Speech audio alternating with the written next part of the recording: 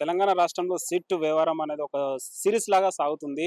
మొన్న హరీష్ రావు గారు ఎళ్లారు, కేటీఆర్ గారు ఎళ్లారు. రేపు కేసీఆర్ గూడా ఎళ్ళే ఛాన్స్ ఉందనేసి గూడా అంటున్నారు. ఈరోజే సిట్ నోటీసులయితే ఇచ్చారు గదా! ఏమంటున్నారు? ఇప్పుడు ఈ నోటీసులు అనేది ఫోన్ ట్రాపింగ్ అనేది ఎవరు చేస్తారు అనేది ముందు ఈ ప్రభుత్వంలో ఉన్న పెద్దలు తెలుసుకోవాలి. ఎందుకంటే ఇప్పుడు చట్టం తను పని తాను చేసుకుంటా పోతుందని ఈ ముఖ్యమంత్రి గారు మొన్న విదేశాలలో ఉన్నప్పుడు ఆ మాట వాడినప్పుడు నోటీసులు ఫోన్ ట్యాపింగ్ అనేది అధికారులు చేస్తారు, అధికారులకు ఇవ్వవలసినది. మరి అప్పుడు ఉన్న ముఖ్యమంత్రి కేసీఆర్ గారు, అదేవిధంగా ఐటీ మంత్రి కేటీఆర్ గారు, అదేవిధంగా వైద్య ఆరోగ్య శాఖ మంత్రి హరీష్ రావు గారు, అదేవిధంగా రాజ్యసభ సభ్యుడు సంతోష్ రావు గారు. ఎందుకంటే తెలంగాణ రాష్ట్రాన్ని దేశంలో ఎక్కడ లేని విధంగా తెలంగాణ రాష్ట్రాన్ని అభివృద్ధి పదంలో నడిపించారు. అది క్లియర్ గా కనపడుతుంది. ఏంటంటే రైతులకు లక్షలాది ఎకరాలు నీరందించిన కాళేశ్వరం ప్రాజెక్టు కట్టి నీరందించిన వీరుడు, మంచి నాయకుడు కేసీఆర్ గారు. అదేవిధంగా ప్రతి జిల్లాకు పోతే కలెక్టరేట్లు కనపడతాయి. అదేవిధంగా ప్రతి కాన్స్టెన్సీకి పోతే అభివృద్ధి అనేది లక్షల కోట్ల రూపాయలతోనే అభివృద్ధి చేసిన పనులు కనపడతాయి. మంచి రోడ్లు కానీ, అదేవిధంగా అండర్ గ్రౌండ్ డ్రైనేజీలు కానీ, అదేవిధంగా పల్లెలు పచ్చదనంగా ఉంటందుకు హరిత విప్లవం లాగా మొక్కలు నాటడం కానీ, అదేవిధంగా పల్లె ప్రకృతి వనాలు కానీ, ఒక సస్యశ్యామలంగా ఉన్న తెలంగాణని బీడుపడ్డ తెలంగాణగా మారుస్తందుకు రేవంత్ రెడ్డి మరియు ఓ కుట్ర వండుతుంది.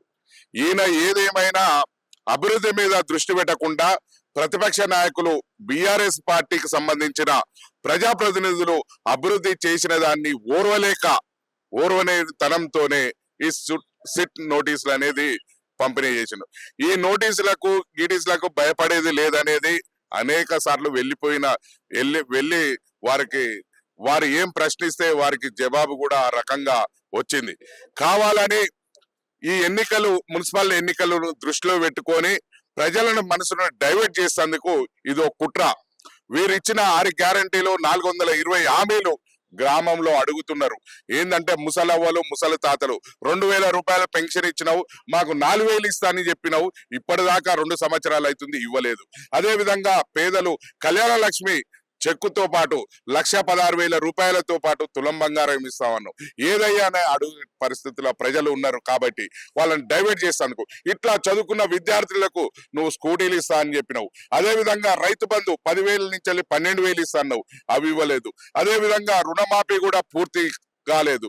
ఇట్లా చూసుకుంటా పోతే అనేకమైనవి ఉన్నాయి. నువ్వు దళిత బంధు ఇస్తున్నావు, 10 లక్షలు ఇస్తుండు కేసీఆర్, నేను 15 లక్షలు ఇస్తున్నావు, వాళ్ళకు రూపాయి ఇవ్వలేదు. బీసీ బంధు ఇవ్వలేదు.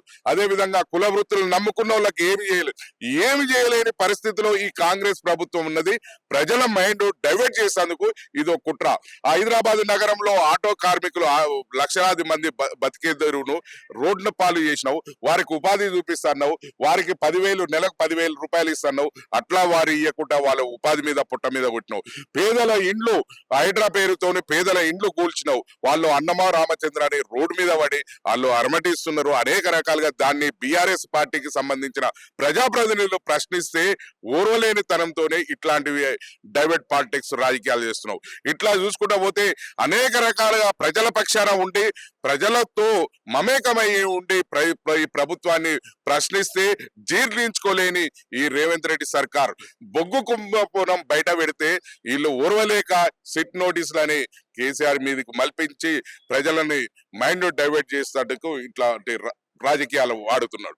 కానీ రేవంత్ రెడ్డి గారు ఇప్పటికీ చెప్తున్నాం, మీరు ప్రజాప్రభుత్వం అంటారు, ప్రజాపాలన అంటారు. ప్రజాపాలన మీద మీరు ఇప్పటిదాకా దృష్టి పెట్టకుండా ప్రతిపక్ష నాయకుల మీద సిట్ ద్వారా నోటీసుల ద్వారా ఇచ్చి వారి మీద బురద జల్లే ప్రయత్నమే చేస్తున్నారు. మీరు ఇప్పటికీ ప్రజలకు ఇచ్చిన హామీలను నెరవేర్చాలని ప్రతిపక్ష పార్టీలు బలంగా అరుస్తున్నాయి. అదే విధంగా బీఆర్ఎస్ పార్టీ బలంగా ఉండి మిమ్మల్ని ప్రశ్నిస్తున్నాయి. కాబట్టి ఓర్వలేక ఇది చేస్తున్నావు. కాబట్టి మీరు చేసిన మొన్న మంత్రిమండలిలో ఎన్నికల్లో మీరు రాసలీలని కొన్ని సీట్స్ పత్రికల ద్వారా కూడా వచ్చినాయి. మీరు అట్లాంటి అంటే గా స్థితిలో మీరు ఉన్నారు. మీరు పాలన మీద దృష్టి పెట్టకపోయి మీరు అకృత్య ఏమంటారు చూడు, ఏదో వికృత చేష్టలకు మీరు చూసి ప్రజలు ఈసరించుకుంటుర్రు, దేశిస్తుర్రు మిమ్మల్ని. ఇది వద్దురా నాయన ఈ కాంగ్రెస్ ప్రభుత్వం, వద్దురా నాయన ఈ రేవంత్ రెడ్డి సర్కార్ అనే తీరుగా ప్రజలు ఉన్నారు. మీకు ఇప్పుడు మొన్నటిదాకా సర్పంచ్ ఎన్నికల్లో మీకు కర్ర కాసి వాత పెట్టిరు. ఏదైనా ప్రభుత్వంలో ఉన్నప్పుడు ఆ ప్రభుత్వానికి అనుగుణంగా సర్పంచ్ సీట్లు వచ్చేది. కానీ మొన్న మీ కాంగ్రెస్ ప్రభుత్వానికి వ్యతిరేకంగా 50% బీఆర్ఎస్ పార్టీకి సర్పంచ్లే గెలిచిర్రు అంటే మీ పనితీరు దాంట్లోనే ఉన్నది. ఇప్పుడు మీ మున్సిపల్ ఎన్నికల్లో కూడా మీకు కర్ర కాల్చి మన్నటిదాకా పెట్టిన ఆత ఇంకా సరిపోదని ఇంకా వేరే ప్రదేశాల్లో పెట్టేందుకు కూడా ప్రజలు సిద్ధంగా ఉన్నారు. కాబట్టి మీ తీరు మార్చుకోవాలి రేవంత్ రెడ్డి గారు. మీరు ఇచ్చిన ప్రజలకు ఇచ్చిన గ్యారంటీలు ఇవ్వాలని మేము ప్రజలందరూ డిమాండ్ చేస్తున్నారు. మీకు అది చేతగాక ఒక కక్ష సాధింపు చర్యగానే మీరు కేసీఆర్ మీద ఇస్తారు. ఆకాశం మీద ఉమ్మేస్తే మరి అది తిరిగి రేవంత్ రెడ్డి గారు మీ మీదనే పడుతుందని గ్రహించుకోవాలి. ఎందుకంటే ప్రజాదరణ గల వ్యక్తి కేసీఆర్ గారు. తెలంగాణ సాధించి ప్రజల చేతిలో పెట్టిండు. ప్రజలకు అవసరాల కోసం, ప్రజలకు వనరుల కోసం, ప్రజలకు అనుగుణంగా తెలంగాణ రాష్ట్రంలో అభివృద్ధి చెందినది. కానీ మీరు ఆ అభివృద్ధిని అంతా మీరు ఏమైనా కాంట్రాక్టర్లు, మీరు కమిషన్ల కోసమే మీరు పనులు చేస్తున్నట్టు కనపడుతుంది. మీకు ఇప్పటికీ మీరు కాంట్రాక్టర్లు అడిగితే, బిల్లులు అడిగితే మీరు సెక్రటరియట్ లో పర్సంటేజీలు తీసుకుంటున్నట్టు కూడా బయటకు వచ్చింది. ఇదే రకంగా మీరు అనేక రకాలుగా మా పెండింగ్ ఉద్యోగులు, రిటైర్మెంట్ ఉద్యోగులు వాళ్ళ జీతాలు దాచిపెట్టుకొని పెండింగ్ ఉన్న వాళ్ళ బిల్లులు ఇవ్వమంటే వారు ఇయ్యని పరిస్థితిలో వాళ్ళని ఇబ్బంది పెడుతున్నాం. మాజీ సర్పంచులు 2 సంవత్సరాల నుంచి మా గ్రామాలలో చేసిన అభివృద్ధి పనుల పెండింగ్ బిల్లులు ఇవ్వంటే అవి ఇవ్వకుండా మమ్మల్ని వాళ్ళని ఇబ్బంది పెట్టినావు. అదే రకంగా అనేక రకాలుగా నువ్వు ఇబ్బంది పెడుతున్నావు. నువ్వు పరిపాలన ఒక చేతగాక ఒక డైవర్ట్ చేసేందుకే ఈ రకంగా నువ్వు పరిపాలన కొనసాగుతుంది. వద్దురా నాయన ఈ కాంగ్రెస్ ప్రభుత్వం అనే తీరులో ఉన్నది. అతి త్వరలోనే ప్రజలు మీకు తగిన గుణపాఠం చెప్తేందుకు ప్రజలంతా సిద్ధంగా ఉన్నారు.